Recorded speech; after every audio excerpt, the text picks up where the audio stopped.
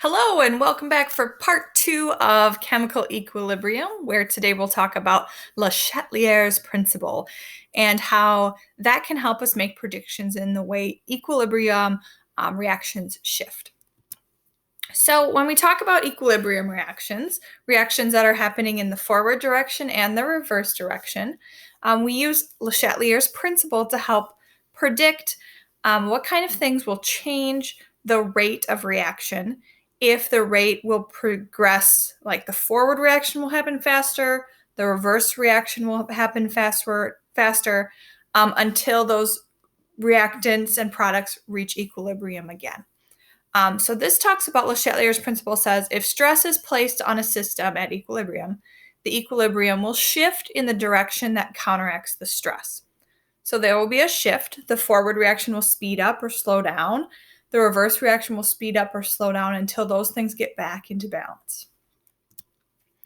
And there are some things that are going to cause stress to an equilibrium, a reaction at equilibrium. So some of the things that you can do to a reaction to make equilibrium change is first, you can change the concentration or the amounts of products and reactants. Like you can actually add in more of something, which will make it shift until it reaches equilibrium. If the temperature changes, if you add, remember, we can look at temperature or heat as a product or a reactant in an endothermic or exothermic reaction. So if one of those things changes, the equilibrium is going to have to change to get back to stable. Changing in pressure and then changes in volume will also cause equilibrium to shift. So let's look at how these things are going to change. So on each of these slides, I have like a very generic reaction. This A plus B is in equilibrium with C and D. I don't know how to make the arrows go like this, so I just do like that. So if you're going to change concentration, you can either increase the concentration of a substance, add more, or you can decrease the concentration of a substance where you would take away some. So if you're adding concentration, you're adding stuff, the concentration is going up, equilibrium is going to shift away from where the excess was added. So in this generic reaction, A plus B is at equilibrium with C plus D. If we add a whole bunch of A, say this is like water, we add a whole bunch of water in, the reaction is going to shift away so that the forward reaction proceeds faster for a while until those things even back out.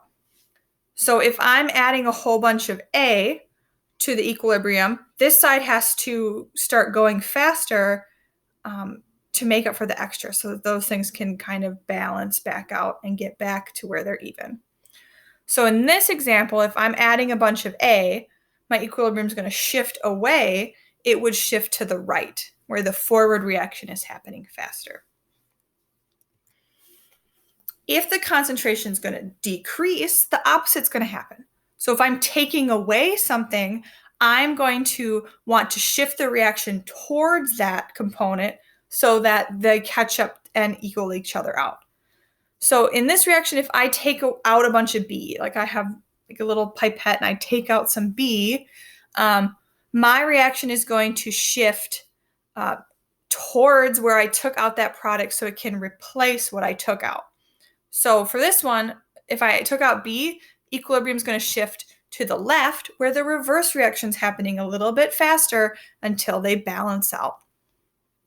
Okay, so that's concentration. If I increase concentration, it shifts away. If I decrease concentration, it's going to shift towards whatever I'm taking out or putting in.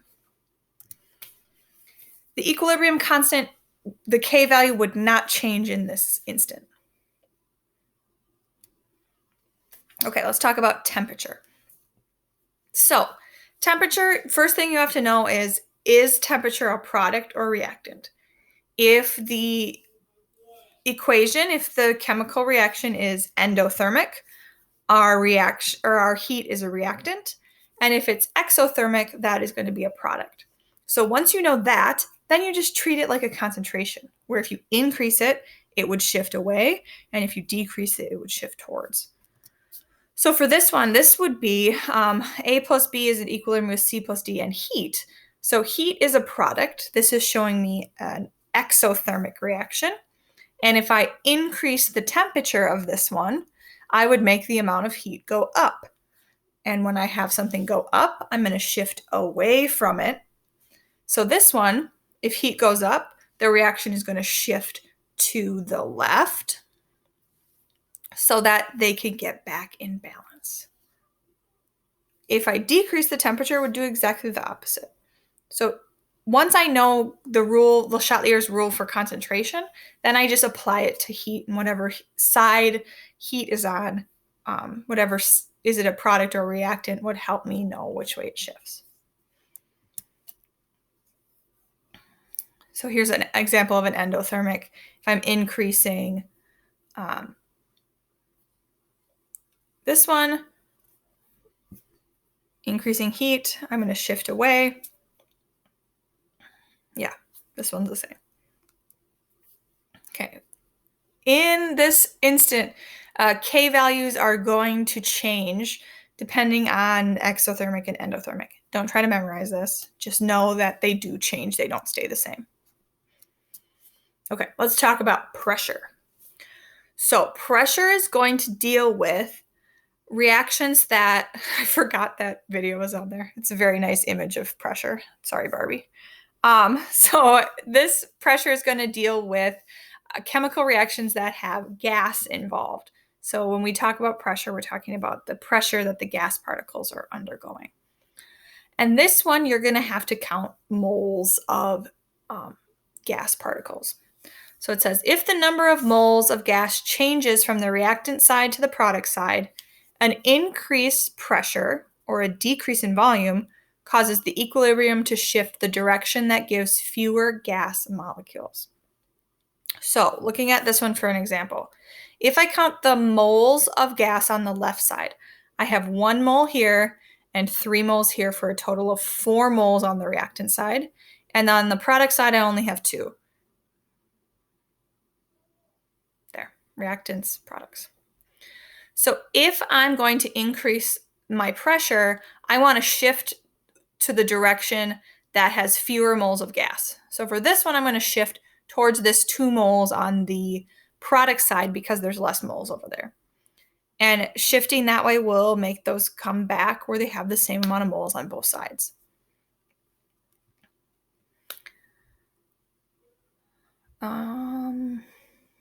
Here's just this is another one where there's no change in moles. So there's 2 on the left and 2 on the right.